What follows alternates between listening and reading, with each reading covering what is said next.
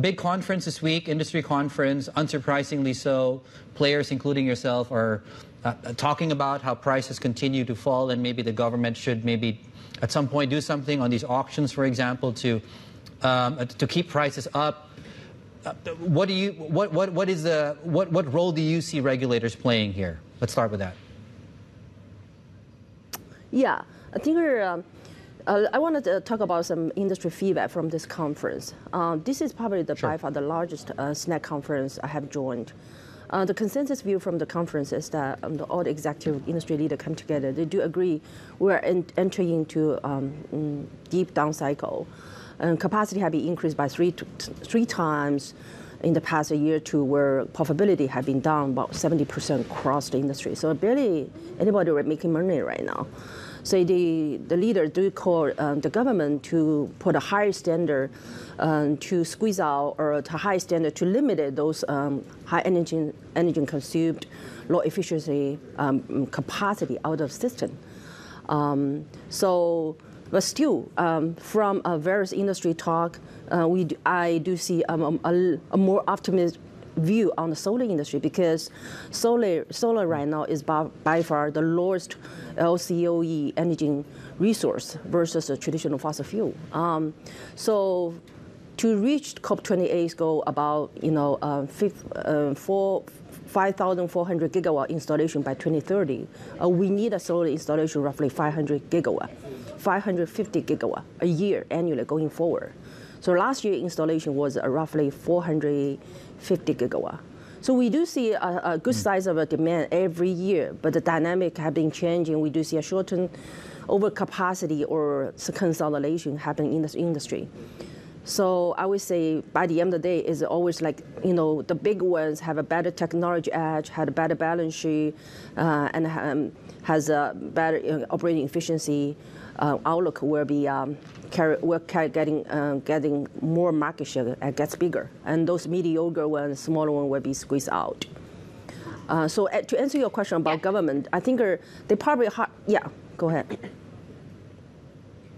Okay. Exactly. To answer your question about government. On the government. Yeah. It's hard for government to put a hardcore standard, say who can enter, who cannot enter. It's more of a supply-driven, a market-driven situation. But I would see recently we see government starting to put a standard, say you do need a standard in terms of a carbon footprint standard. So this is a new thing in the industry.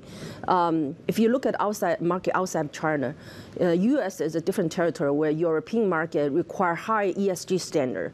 The required product has a lower carbon footprint. And those religious progress has to be applied to solar industry in China. But in fact, even though Chinese solar industry has such advanced technology edge and capacity edge, but still their carbon footprint mechanism is at the lower standard in terms of they're using Western world standard to verify our own Chinese solar manufacturers' carbon footprint. So, like say, electricity factor is so different in different countries, and then we have to use a Western world database to verify Chinese products carbon footprint. So recently we see the Minister of Economic and Environmental has launched this plan, recall the corporate executive to provide those data, to work with the government to form an industry standard for a carbon footprint. So solar will be definitely one of the top industry to do that. Yeah, go ahead.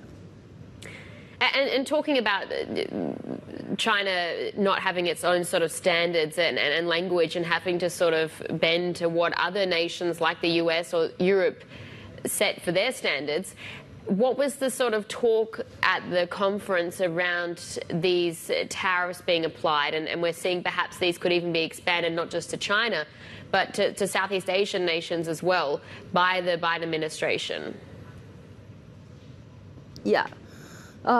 Given the current status of Chinese coal industry, so crowded and overcapacity consolidation, I think for those big industry leaders in China, they want to go abroad because, by the end of the day, half of the PV installation market is outside of China.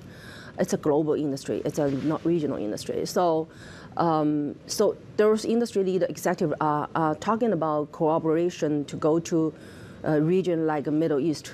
For example, we just announced a joint collaboration agreement with one of the savvy investors from Abu Dhabi, UAE, to establish one of the largest granular silicon poly outside of China. So we're still at a very early of a preliminary stage of talking about the detail of the deal, but the announcement have been publicly made from our corporate announcement. So we wanted to work with various supply chain, upstream, downstream player in China, try to build a full solar value chain outside of China. I think we see a lot of talk at this conference too. So it's a joint effort from the China solar industry to do that. Hopefully we can achieve that goal in a year or two. Yeah. And during the conference, was there any talk on layoffs, for example, and the need for the industry as a whole to reduce costs as far as labor complement is concerned? And while we're talking about it, can I ask you directly, are you looking at job cuts too at GCL?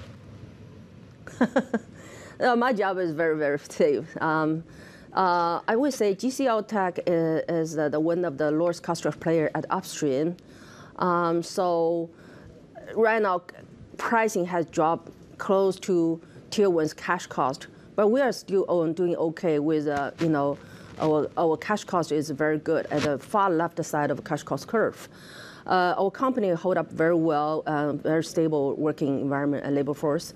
But unfortunately, we see a lot of different players at the wafer cell module side starting to lay off people, lower utilization rate, shut down the plant. They don't know how long the down cycle could be. So I think the layoff probably will be a permanent route, not temporary. So the consolidation has already started right before the conference. But I would say every consolidation had a similar pattern as just like the one we see back to 2009, 2012. The bigger one gets bigger. The lowest cost structure one gaining the market share, and the strong balance sheet is always the key. And you have the right people, right workforce. The next time when the upcycle coming, it will become bigger.